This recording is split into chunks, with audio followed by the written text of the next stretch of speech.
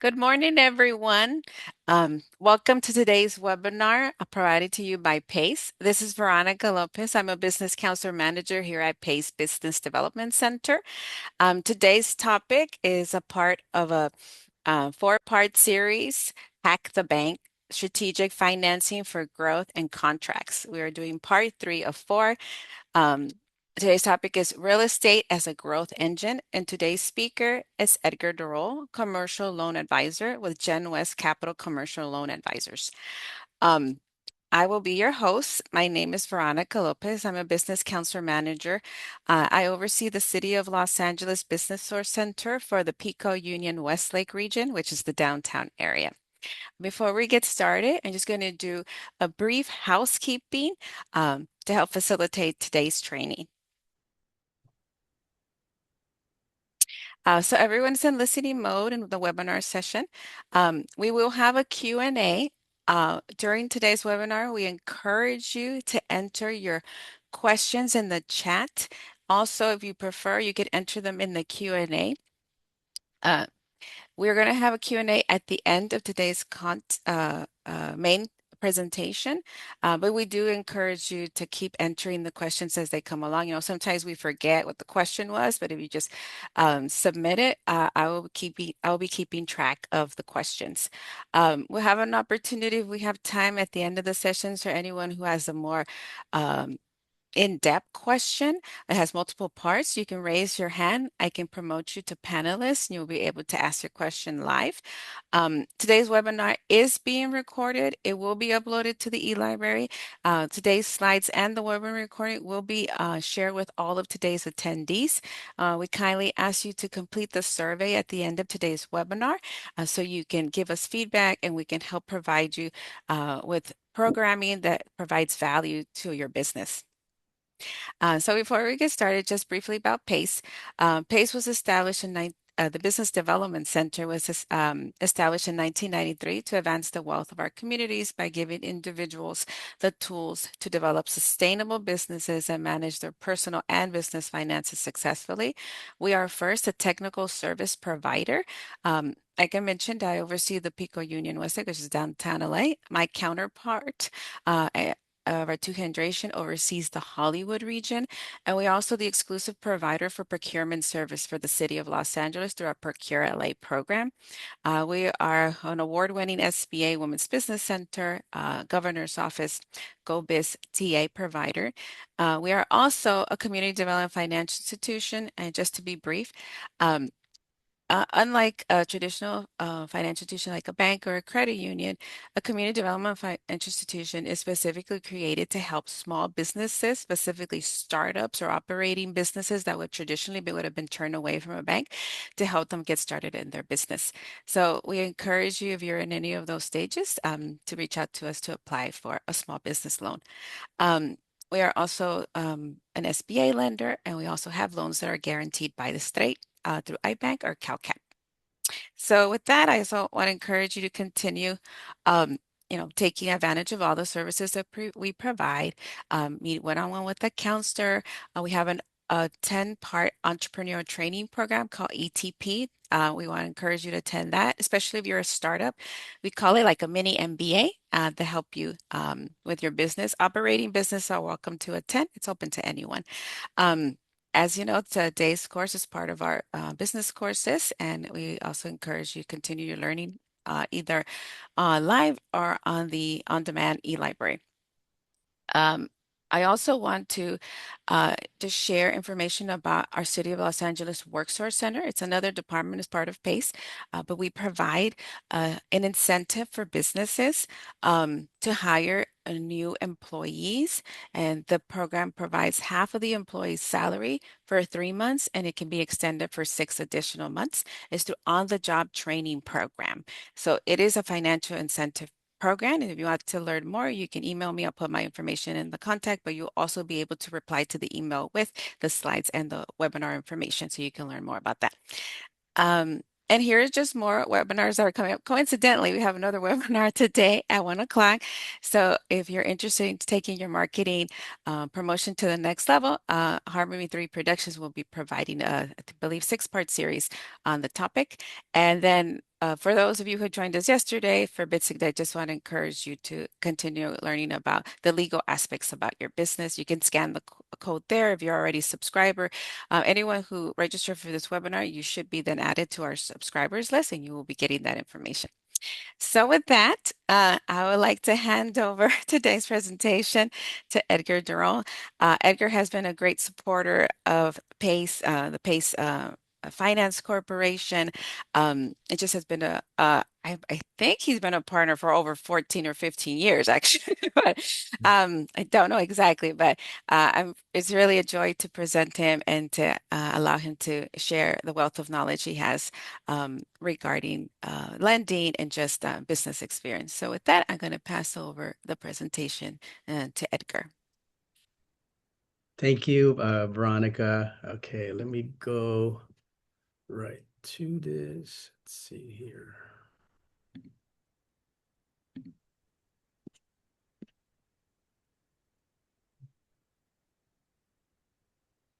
Okay, so this morning, we are going to be diving into part 3 of our Hack the Bank series.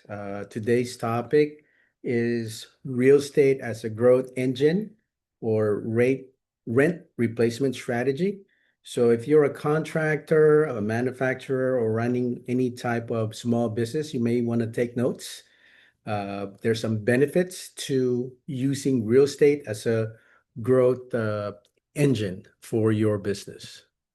For those of you that weren't here last time, I'm a commercial loan advisor with 25 years of business financing experience.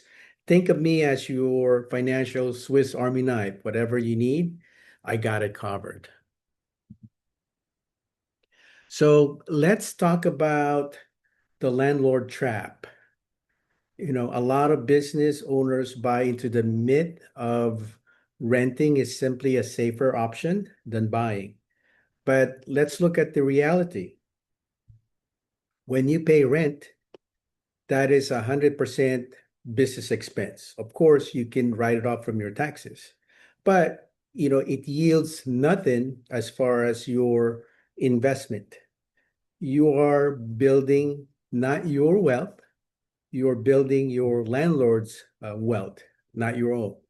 Furthermore, renting leaves you a vulnerable risk of displacement every time you resign or your lease comes up for renewal. So your business's home or office location is at the mercy of someone else if you are renting.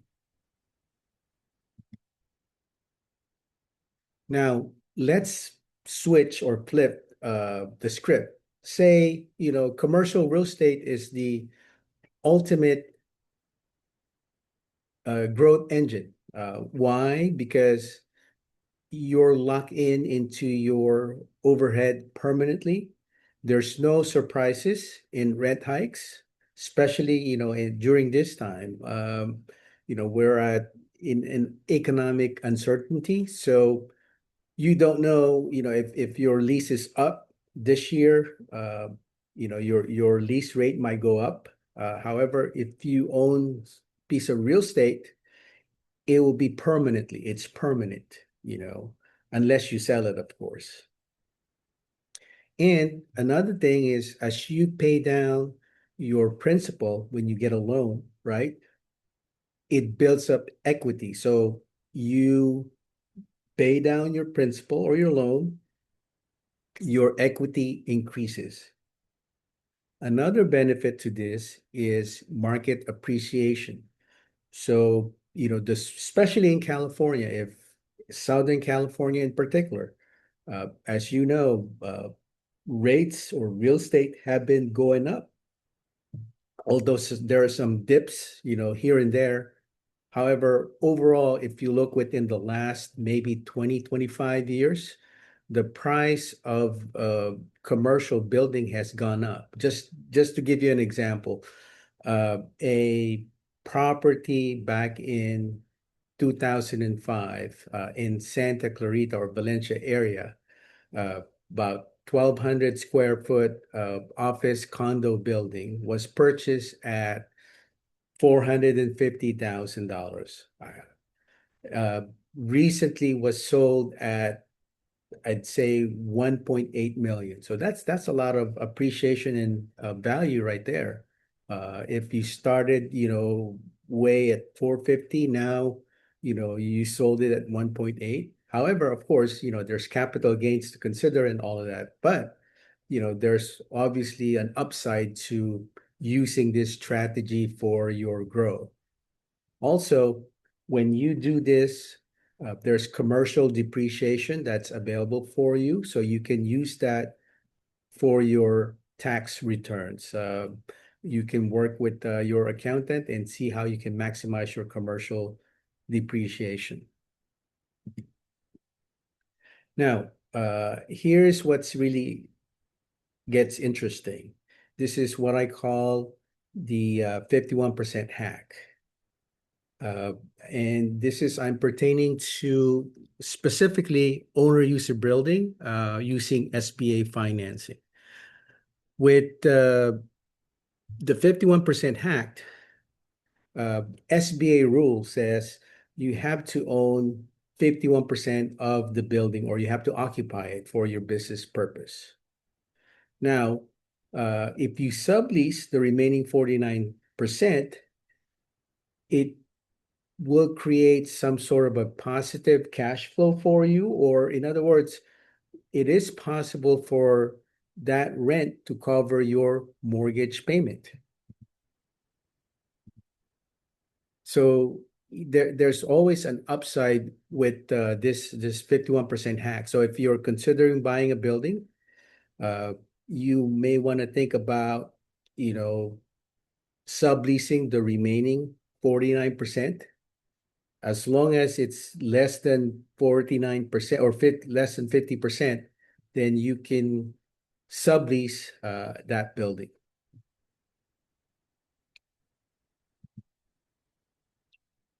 Now, to do this right, you must have the right, proper legal setup, specifically the EPC OC structure. This is mostly for owner user buildings.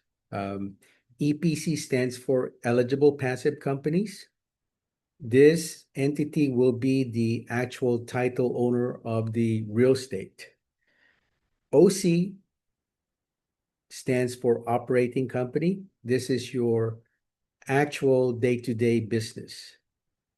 By setting up this way, you are essentially creating your own landlord-tenant relationship. So let me give you an example of how this works. This is a flow chart when you set up an operating company to EPC to the bank. So let's say your operating company is a separate entity. You will create a lease to your EPC or eligible passive company. So it's a legitimate lease. So whatever you pay rent, you can deduct from your expense or business expense. So it lowers your effective net income. And it's a rent expense, it's an office expense that you can deduct.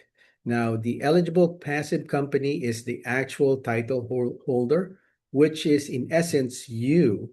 You control it. There's no other individual or owner that is owning the EPC.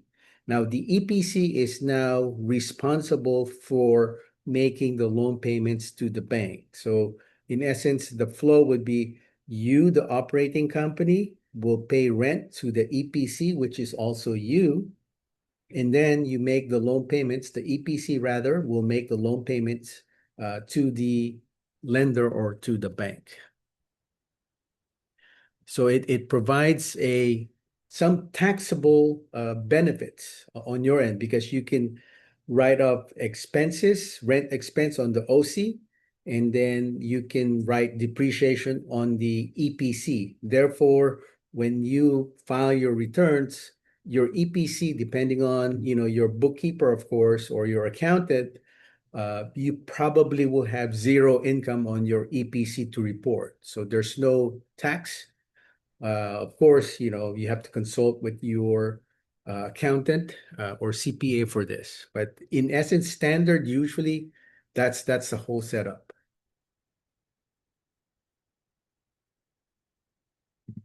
Now, how do we fund this? Let's start with the heavy hitter of this CRE or commercial real estate, the SBA 504.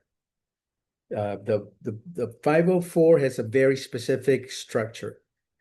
50% of the loan is conventional, first mortgage provided by a bank.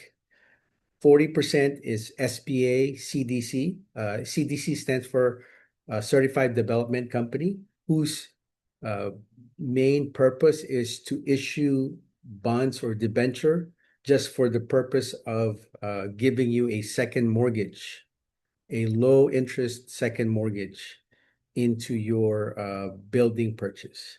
And of course, 10% is your down payment. The best part of this program is fixed rates are offered for both first and second mortgages. The first mortgage will be dictated by the bank as far as rates is concerned. So usually nowadays the rates are hovering around, I'd say, between 6 to 7% on an A paper. And the SBA CDC rate is, I think it's about six under 6% right now. So it's fixed. The 40% or the second mortgage is for 20 or 25-year fixed. With the first mortgage, it's 5-year fix, and then it will renew for another 5 years, and your total term will be 25 years.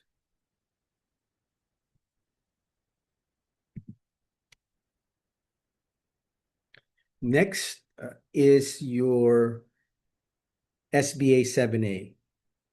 This is a general purpose loan known for its incredible flexibility.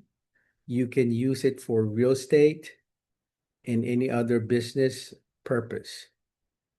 You can bundle real estate, working capital, and equipment into one loan. The maximum size is $5 million, and it typically comes with a variable rate, and it's based on Prime Plus.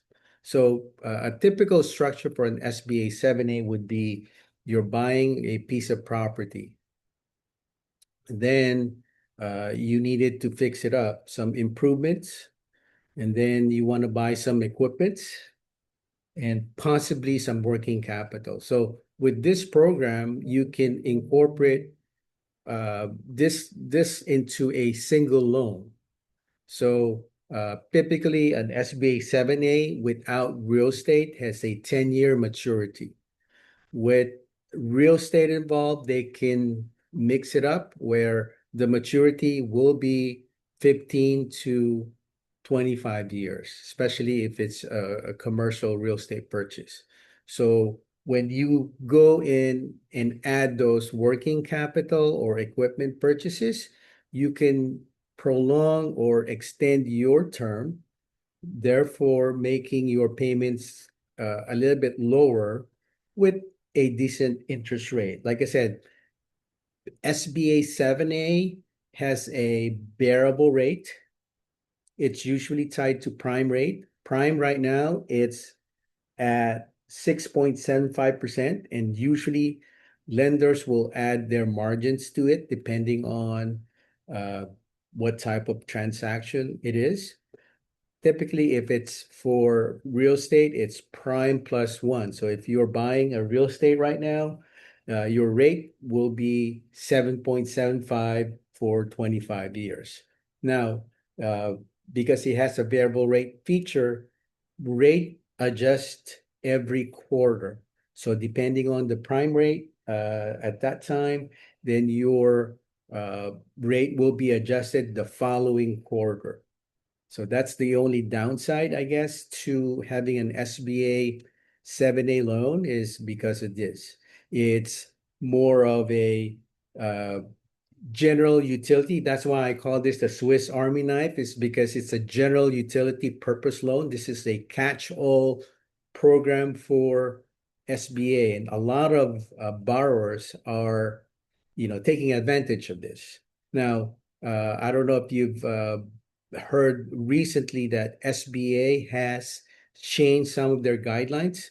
Now, this is some changes includes loans or applicants or borrowers must be U.S. citizens, and in the past, permanent residents or green card holders are eligible for SBA financing, but it is no longer.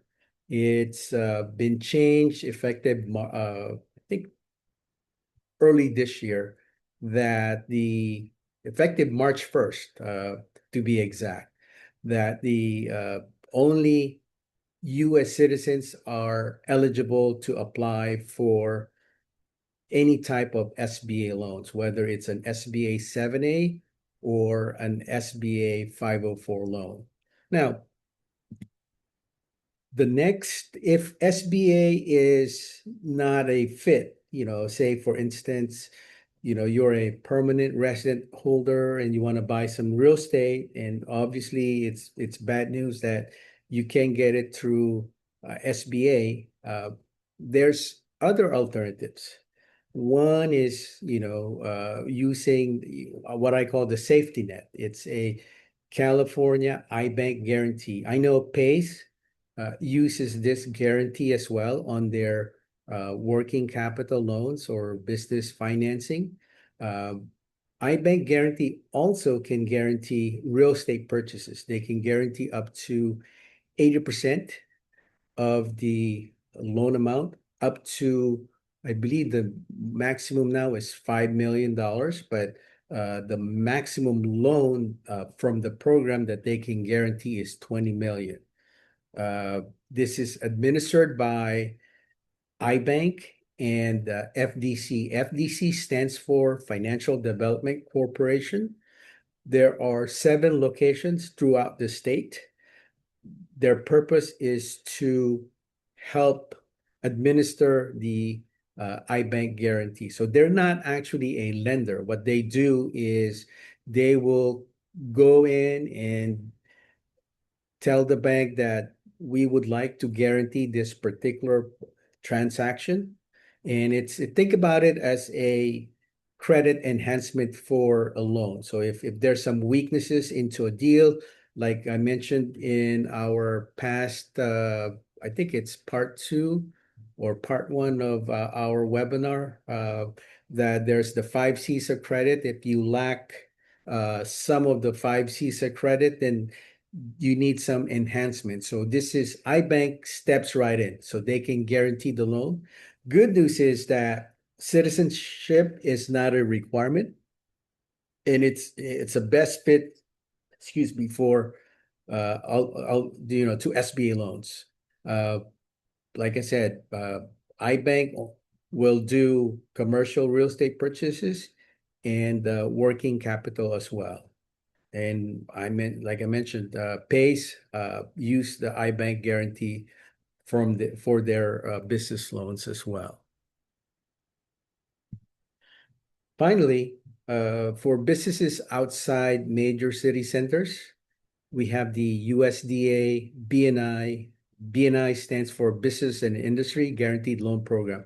Similar to SBA or the iBank, they will guarantee. This program is designed to support rural businesses and job retention.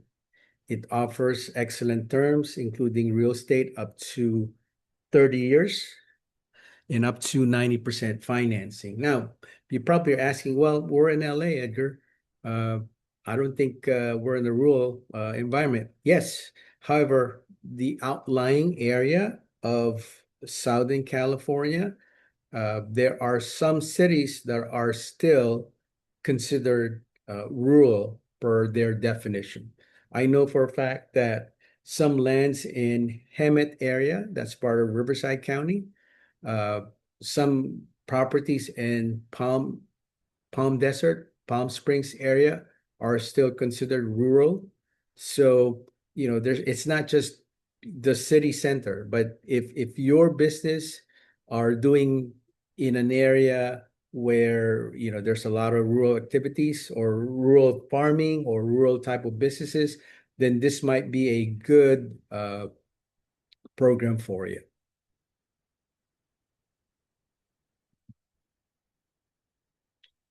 Getting a loan is only half the battle. You have to navigate the hidden hurdles of commercial real estate process. Two major factors is the budget and the cost of appraisal and environmental reports. Now, typically on a residential appraisal, it's going to cost you what, $650 for an appraisal. Commercial appraisal, on the other hand, is very expensive. A typical commercial building, less than 1,200 a square foot, will probably cost you right around $3,500. And environmental reports will cost you anywhere from $1,500 to $2,500. It's a little bit expensive, so you must know that going into the process of buying real estate, there are third-party costs that are involved. Just to give you an example, I'm doing a loan right now for a boutique hotel in Palm Springs.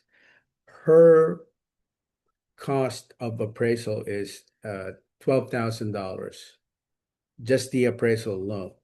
The environmental loan reports is, I think the borrower paid $2,500 for it. TSA versus phase one environmental reports. Typically, if your property or the subject property that you're buying is in an area where there's some environmental history, they would want to do a phase one report, and that's costly. Like I said, 15 to 2,500 or more.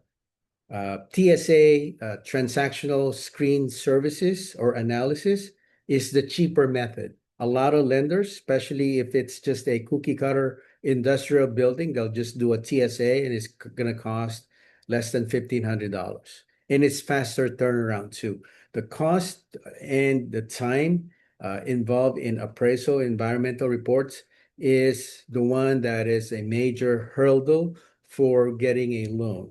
The time to appraise the property is, around 3 to 4 weeks, and 2 to 3 weeks as far as the environmental report.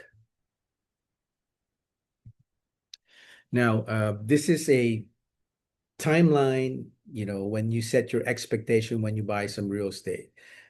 Step one would be identification of location. Usually, 6 months to a year, you're probably thinking, yes, I need to buy some real estate rather than renting itself. Let me go ahead and explore the possibility, right? So you've identified its location, you talked to some brokers, some real estate agents, you conducted some research. Now you're zeroing in on one. So that's your step one. Uh, Step two would be engaging that buyer or seller rather into a contract. That usually takes about 1 to 2 weeks. You submit the LOI, letter of intent. You negotiate terms. There's going back and forth for that. And then, of course, you sign a formal contract. And then that begins. You open up escrow and then you set a closing date. Usually, the closing date will be dependent on, of course, the appraisal, the environmental report, and the loan contingency. So it is important to prepare your uh, documents beforehand so that you have a smoother transition when you go into the loan process. Loan process appraisal usually takes anywhere from 30 to 60 days. because of the, underwriting guidelines and going back and forth, some clarification. Then step four would be 15 to 30 days. That's, finalizing the paperwork, escrow coordination, closing the deal. Overall realistic timeline on the average is 60 to 90 days. Some may be longer. The quickest I've seen is maybe 45 days on a straight up just office condo acquisition. 45 days with a A-type borrower with no problems with cash flow and everything. But typically it's 60 to 90 days.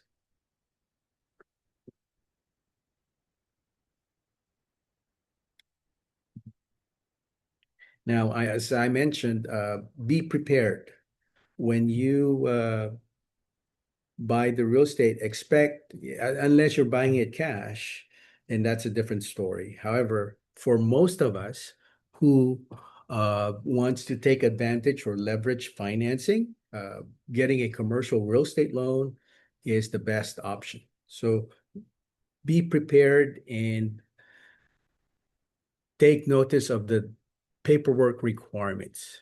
Initially, you would need to submit personal financial statement.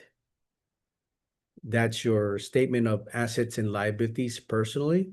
3 years of personal tax returns, 3 years of business tax returns, bank statement for your proof of deposit, interim business financials, business information, escrow information, business plan if you're a startup, and projections. And of course, your credit report and score. Now, a lot of people, when you provide your bank statements, you must also provide the source of funds. And I think most lenders will require seasoned funds when considering a loan application. What are seasoned funds? What do they do? So seasoned funds means that you must have your proof of down payment or your down payment that you will use for this particular transaction within the last 60 to 90 days. They won't consider anything from, say, a gift from a relative or just some cash popping into your account within the last, 15 to 10, 20 days in your bank account. So chances are you won't get approved. So you must have seasoned funds, meaning those are funds readily available to be used for your down payment. Now, home equity lines of credit can be used as proof of deposit or funds. But other than that, the funds that you use for your deposits or down payment should not be borrowed. Okay. Uh, Now, as far as credit reporting scores, there are different lenders' criteria, but if the higher the score, the better for you. Nowadays, a good credit score, safe to say, would be around 750 or higher. However, the average that I've seen is between 680 to 700 to ensure that there's, opportunity for them to get the financing approved.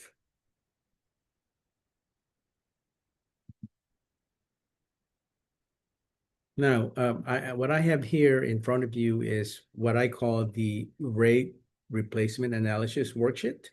So it just tells you uh, how you can visualize your transition from being a tenant to a landlord or a business real estate owner. So it will calculate your wealth leak. What that means is that uh, it will tell you what you're missing out as far as, if you stay to being a tenant in your place of location or office location. So step two would give you the defined target mortgage payment and minus, of course, your down payment. And then, if should you get into the 51% rules, which is the 51% owner user, and 49%. There's a worksheet for that as well. Um, to recap, uh, this this is where real estate is quite important, as far as your asset growth strategy. Asset is waiting to be deployed. You can use the rent replace analysis to find your target price and your weaknesses into this form that you can analyze how much you can qualify for. Leverage the SBA 504 or 7A, or those iBank guarantees or USDA programs, because they can be a good source, especially getting a 10% down. Typically, a commercial mortgage requires 25% down payment. However, with SBA 504, 7A, or even the USDA program, 10% down. You can't beat that. Real estate is also an asset builder. So the more time you put into it, the principal reduction, your assets are, or equity rather, is growing. Your assets, your appreciation of the market also increases. So it's a strategy where you can use it as a growth for your business and for your financial network. Thank you for your time today. If you scan the QR code, you can get my contact details if you have any questions or concern. Thank you. I hand it back to Veronica. Oh, okay. Thank you, Edgar. So we do have some questions. So I'll start with the first one. Is the 504 loan only for commercial real estate, or can you add equipment, working capital to the loan? 504 is primarily commercial real estate. However, if you're adding hard assets that are affixed to the property, then it will be considered, but Oh, not okay. standalone equipment. So Okay. if there's a factory, right? You're building a factory, and it comes with racks and those machines, then they can finance those as Okay. Um, this is just me being curious. I know that I've had clients who purchased another business, like they acquire a business. I can't remember, was it a 504 or 78? well. But you can acquire a business through that, correct? Yes, through 7A. Yes. Okay. Okay. That's a lot, especially restaurants. Contractors use that a lot because restaurants and contractors are considered a high risk business for most conventional banks or big banks. So usually there's always a guarantee. So 7A is the best program out there for those types of businesses. Oh, that's good to know. Um, so what is the maximum 504 loan? I think you put that on the Yeah, slide. maximum on the second mortgage is $5 million. And then on the overall loan program, there's no maximum. You can have a 10 million or a $20 million project. However, the maximum on the second will be $5 million. So the bank, whoever has the first mortgage, will have to come up with a little bit more money. Okay. Is the California iBank guarantee loan like an SBA guarantee loan in that it guarantees 80% of the loan and the applicant puts down payment of 20%? Yes, correct. So they will actually, the iBank doesn't really lend the money. So they will work with a bank or, CDFI like PACE. Mhm. So iBank will guarantee that amount up to 80%. So Okay. the down payment requirement depends on the financial institution. Some banks will require 25% down. Some banks will do 20%. But I've seen most of the time on a commercial real estate deals, it's 25% down Mhm. payment. Um, and then I also like to add that for Pace Finance Corporation, um, just so that we have a good understanding. So iBank guarantees the loan for 80%. Mhm. However, um, the CDFI can argue that although you didn't put 20%, you have compensating factors that make the case strong. So you wouldn't do 20, but you could do 10, you can do it a lower amount, and iBank will still, based on the lender's recommendation, might still guarantee it. So it doesn't necessarily mean 80, 20%. It could just necessarily mean that if the loan defaults, the CDFI or the institution would be guaranteed the 80%. Oh, okay. Just to clarify that. That's right. Does the USDA still define rural as a town with 50,000 people or less? Yes, quick answer is yes. However, there are towns out there that are considered urban with 50,000 or less. But yes, generally, yes, 50,000 or less. Through negotiations, could the seller pay the commercial appraisal costs and the environmental report? Possibly, yes. Okay. Um, oh, and then someone asked, do you counsel people seeking a loan out of state like Arizona? Yes, Okay. yes. Okay. Uh, And that's it for questions. I don't see any more. They were all entered in the Q&A. I don't see any questions. Actually, just someone asked a question about the recording. So yeah, so today's recording will be shared with all of today's attendees. And then I just encourage you, I will share Edgar's contact information in the follow-up email, so you can feel free to reach out to him if you didn't get a chance to catch that information. Okay. Um, well, thank you, everyone. I do want to encourage you to finish the series. I'm trying to remember the next one, but let me see. Let me see. So the next topic. Oh, it's going to be a good one next week. Oh, yeah. When the banks say no, navigating alternative and private capital bankable is not the only way to be fundable. A guide to private marketing without predatory. Oh, perfect. Thank you, Edgar. So we will see everyone next time, and that's going to be March 26th. So it's next Thursday. Okay. Thank you, everyone, for joining us. You have a great one. Thank you.